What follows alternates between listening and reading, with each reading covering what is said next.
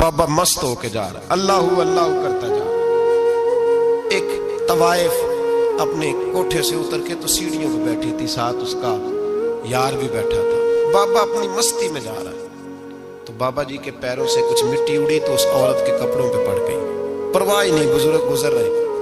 وہ یار اس کا دوڑا ہوا آیا، اس نے آ کے تھپڑ مارا، کا خیال نہیں سارے اس کے کپڑے آلودہ کر دیے، تو کدھر تیرا دماغ نہیں ٹھیک؟ بابے نے نظر اٹھائی، کہا بیٹے میں نے دیکھا نہیں، چل اللہ تیرا بھلا کرے، تو نے بدلہ لے لیا۔ بابا جی چپ کر کے وَإِذَا خَاطَبَهُمُ الْجَاهِلُونَ قَالُوا سَلَامًا، چپ کر کے گزر گئے۔ ٹھنڈ کا موسم تھا، بارش تازہ ہوئی تھی، حلوائی دودھ کاڑ رہا تھا، اس نے بٹھایا بابا جی کو پھٹے پہ، پیالہ پکڑا، دوڑ کے آگے بڑھا، بزرگ آ گئے، آئیے بیٹھیے، دودھ کا گرم گرم پیالہ شکر ڈال کے دیا، بابا جی نے دودھ پیا، پھر نظر جھکی، پھر رنگ بدلا، کہنے لگے مالک تو کتنا بے نیاز ہے، کہیں تھپڑ مرواتا ہے، کہیں دودھ پلاتا ہے، تیری بے نیازی ہے نا، ادھر تھپڑ مروایا، یہاں دودھ پلایا، تو ہی جانتا ہے تیرے رنگ کیا ہے۔ ابھی بابا وہیں بیٹھا تھا، دوڑے آئے پیچھے سے لوگ، شور ہوا، بابے کو دبوچ کے وہاں لے گئے جہاں اس نوجوان نے تھپڑ مارا تھا، کہا تو اللہ کا بندہ ہے، اللہ کے بندے بد دعا تو نہیں دیتے؟ ہوا کیا؟ کہا تو نے بد دعا دی ہے؟ کہا نہیں دی، بات بتاؤ۔ کہنے لگے اس نے تجھے تھپڑ مارا، چھت پہ چڑھا ہے، پیر پھسلا ہے، گردن کے بل گرا ہے، منکا ٹوٹ گیا، مر گیا ہے، تو نے بد دعا دی ہے۔ بابا جی کہنے لگے یار میں نے تو دوسرا لفظ بھی نہیں کہا، بھلا ہو کہہ کے گزرا ہوں، میں نے نہیں بد دعا دی۔ کہا تو نے دی ہے تبھی تو مر گیا، کہا نہیں دی۔ کہا بابا تو بزرگ آدمی ہے، سچ بول۔ تو بابا جی کہنے لگے سچ سنو، پھر میں آ رہا تھا، میرے پیروں سے مٹی اڑی، اس کے یار کے کپڑوں پہ پڑی، اسے برا لگا، اس نے مجھے مارا، جب اس نے مجھے مارا تو میں کوئی لوارث تو نہیں تھا، جب اس نے مجھے مارا تو میں کوئی لوارث تو نہیں تھا، مجھے دشمنوں نہ چھیڑو، میرا ہے کوئی جہاں میں ابھی پکار لوں گا، نہیں دور ہے مدینہ، اس نے مجھے مارا تو میں کوئی لوارث تھا کہ میرا بدلہ کوئی نہ لیتا، اس نے مجھے مارا ہے تو میرے یار کو برا لگا تو اس نے اسے مار دیا ہے، میری تو غلطی کوئی نہیں، یاروں کا جھگڑا ہے، یہ تو دوستوں کا جھگڑا ہے، یہ تو یاروں کا جھگڑا ہے، کوئی غلطی نہیں میری، کوئی غلطی نہیں، خش خش جنہ قدر نہیں میرا، اے میرے صاحب نو وڈیائیاں، میں تے گلیاں دا روڑا کوڑا، میں گلیاں دا روڑا کوڑا، میں نو محل چڑھایا ہے سائیاں، میں نو محل چڑھایا ہے سائیاں۔ فرمایا اس نے مجھے لوارث سمجھا تھا کہ تھپڑ مار کے گزر جائے، میرا کو پوچھے گا ہی نہیں۔ میرے رسول پاک علیہ السلام کے بارے میں رب فرماتا ہے ابھی میں تو تیرے ہوتے ہوئے کافر کو سزا نہیں دیتا کہ تو موجود ہے۔ یاد رکھیں حضرت فضیل بن عیاض فرماتے ہیں ایک جوان تھا،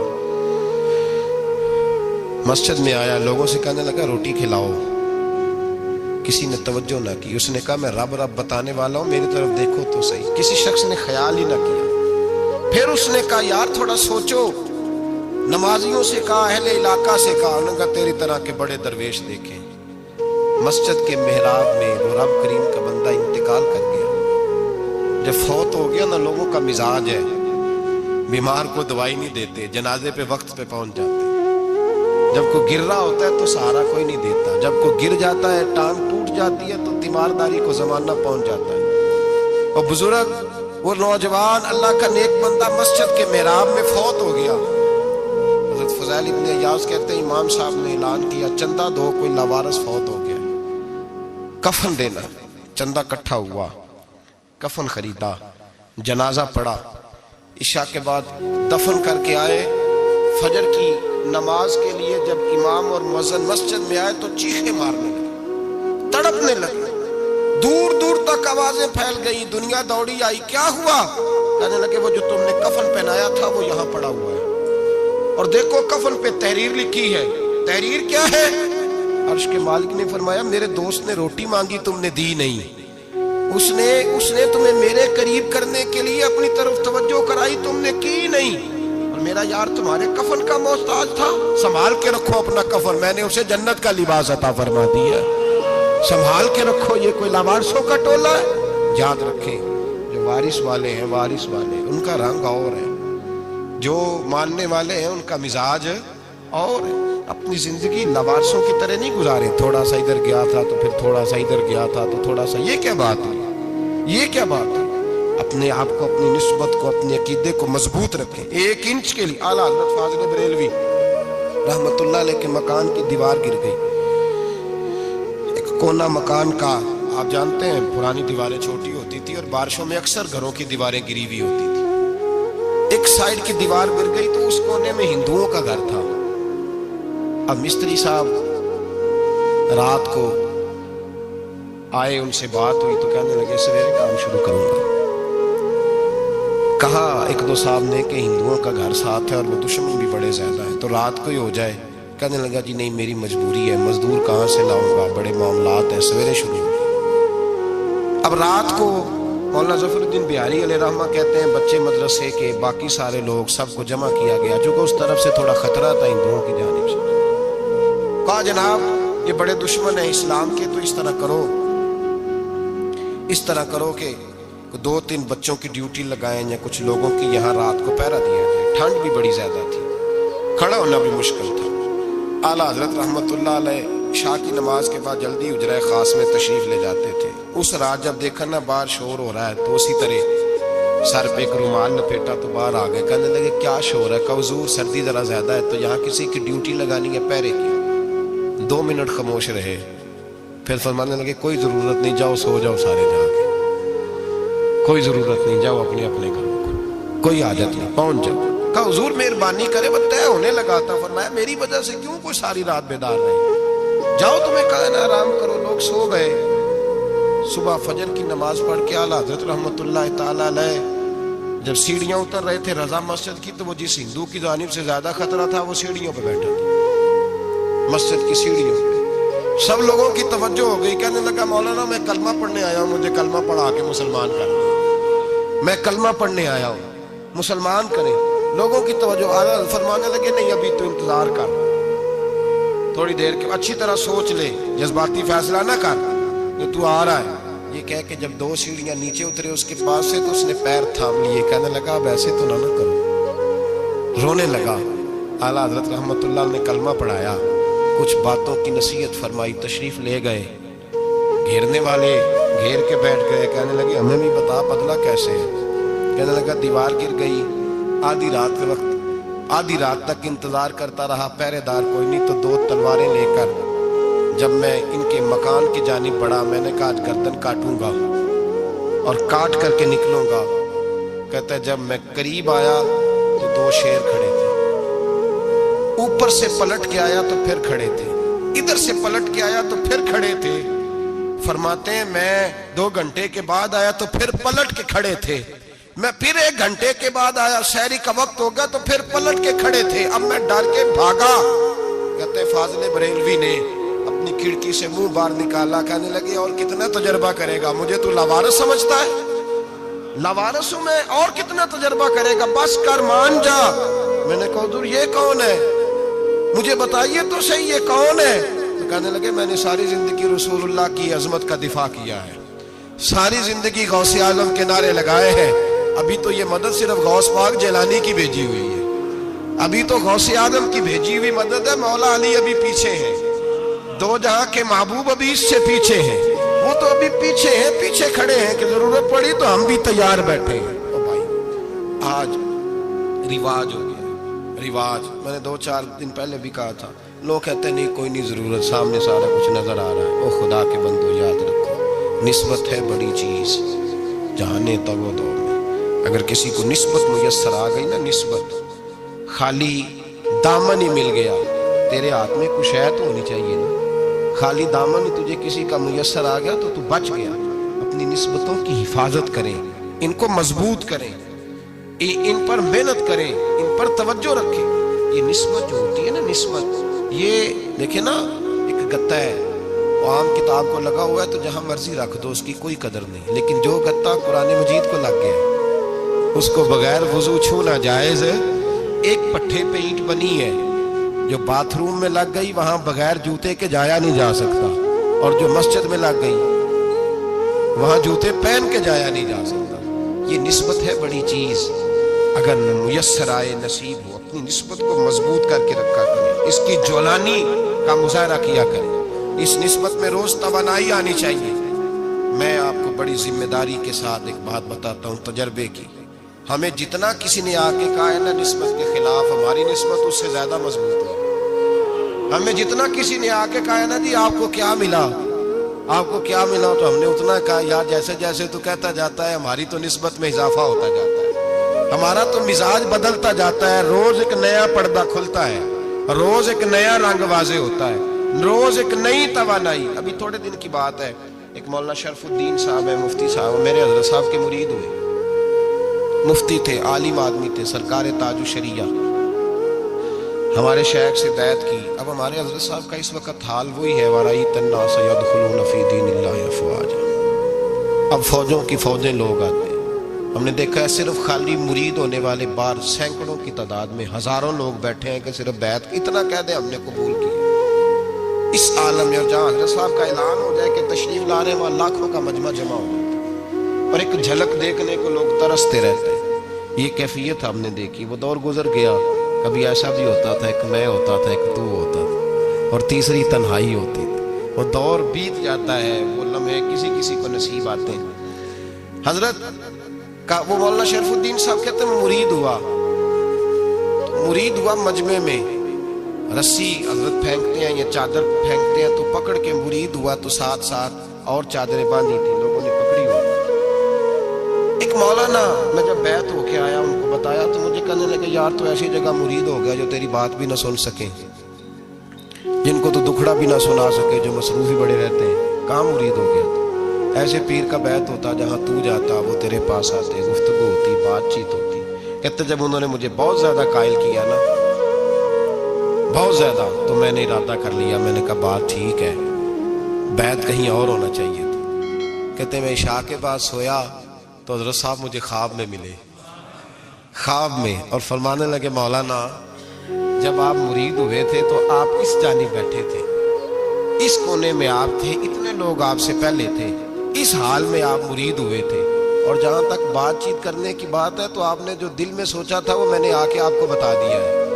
फिर भी बड़ी जरूरत हो तो मेरे साहबजादे का नंबर ले लें और फोन कर लिया करें, बात हो जाया करेगी। कहते हैं ये अभी बात हो ही रही थी कि मेरे दरवाजे पे दस्तक हुई तो मेरी आंख खुल गई, मेरी आंख खुली तो मैं परेशान हूं कि नंबर तो मिला नहीं। एक इंजीनियर साहब मेरे मोहल्ले में रहते थे, फरमाते हैं वो शाम को मेरे पास आए और कहने लगे मौलाना सुना है आप हजरत मुफ्ती अख्तर रजा साहब से मुरीद हो गए। मैंने कहा हाँ, तो कहने लगे मैं उनके मदरसे में काम करके आया हूँ, मेरे पास उनके बेटे का नंबर है, चाहिए आपको? नंबर है चाहिए? कहते नंबर मुझे वो शाम को घर आके दे गए। अब जब मैं आस्ताना नूर पे बरेली शरीफ मिलने के लिए हाजिर हुआ तो मेरे दिल में ख्याल आया, जब मैं अंदर गया ना तो मेरे दिल में ख्याल आया हुजूर ख्वाब जो आई थी इतनी भी जल्दी क्या है, जरा ठहर जाइए, आप मिले जो थे तो साहब नंबर भी दे ही जाते। मेरे दिल में ख्याल आया तो अस्सलाम वालेकुम के बाद हजरत कहने लगे मौलाना मुझे तो जल्दी कोई नहीं थी, आपके दरवाजे पे दस्तक हो गई थी, मुझे तो कोई जल्दी नहीं थी, आपका दरवाजा बजने लगा था, मुझे तो जल्दी कोई नहीं थी लौटने की। हर मुश्किल दी कुंजी यारो हाथ मर्दां दे आई, और मर्द नजर करे जिस वेले मुश्किल रहे ना काई। बस लोगों ये याद रखो और इस पे अमल करो, अपनी निस्बतों को मजबूत करें। हमारा तो जैसे दिन का उजाला चमकता है ना, चमकता है दिन का उजाला, जैसे नया दिन चढ़ता है हमारे लिए तो एक नई रोशनी लेके आता है। अपने आप को बेदार रखें। सूरज अगर बाहर पूरा निकल आए ना तो जो आदमी आंखें जोर से बंद कर ले उसे कोई शय नजर नहीं आती। पूरा सूरज निकला हुआ भी सूरज उसे नजर आएगा जिसकी अपनी आंखें भी खुली होंगी। तो आंखें ही नहीं खोल रहे, तो आंखें ही नहीं खोल रहे, आंखें, ये शिकवा आंखें ना खोलने का है, आंखें नहीं खोल रहे तो सूरज कैसे नजर आएगा। बात जरा सख्त है पर चलो आप मेरे अजीज हैं कर जाता हूँ। मुल्ला रूमी रहमतुल्लाह ताला अलैह फरमाते मुझसे एक शख्स ने कहा कि नबी पाक सल्लल्लाहु ताला अलैहि वसल्लम अगर सिराजम मुनीरा है तो नजर क्यों नहीं आते?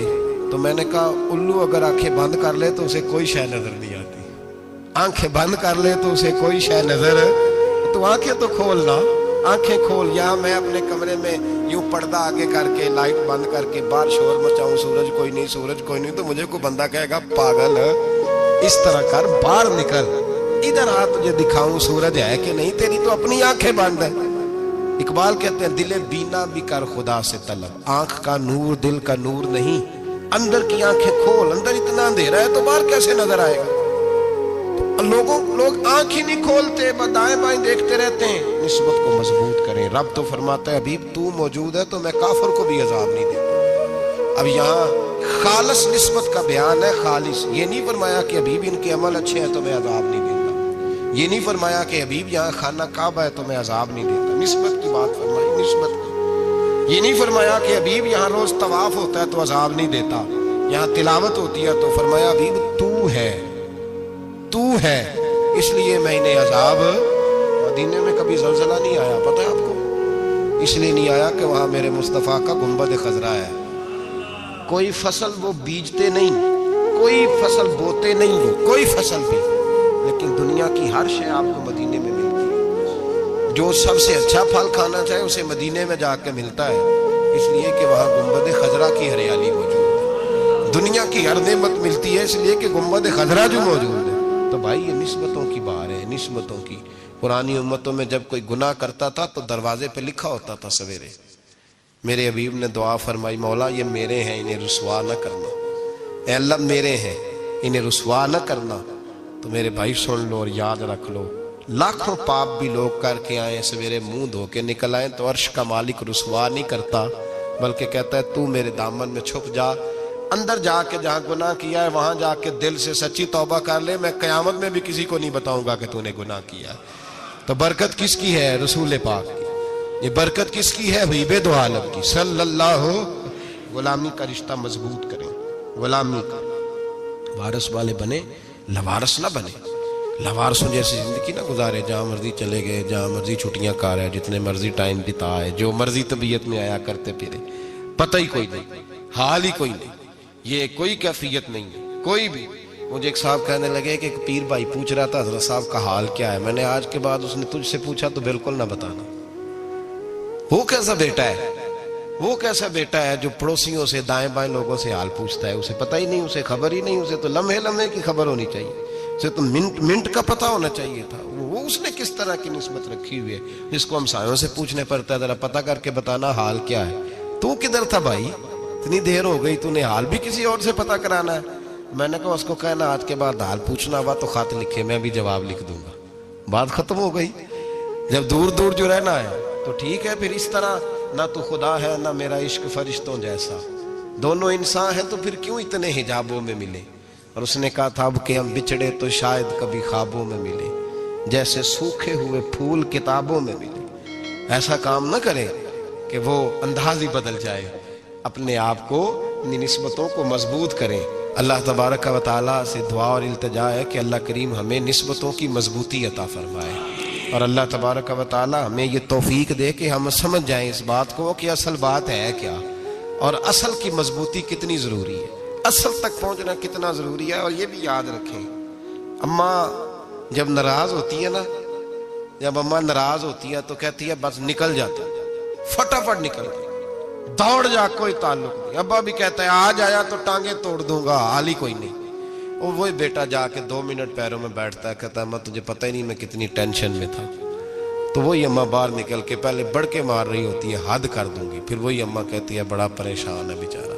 یہ کیفیت ہے، اپنے آپ کو صحیح کریں، اپنی نسبتوں کو مضبوط کریں، احکامات پہ عمل کریں، محبوب کی غلامی تگڑی کریں۔ یہ جو سستیاں ہیں، کوتاہیاں، ان کو دور کریں۔ زندگی کا لطف آتا ہی تب ہے جب آپ پورے طور پر اپنے آپ کو چاق و چوبند کرتے ہیں۔ اگر تھوڑا کر لیا، تھوڑا چھوڑ دیا، 1 پڑھ لی، 3 رہ گئیں، 3 پڑھ لی، 2 رہ گئیں، یہ لطف نہیں ہے، یہ ذائقہ نہیں ہے۔ اپنے آپ کو مضبوط کریں اور پورا مضبوط کریں۔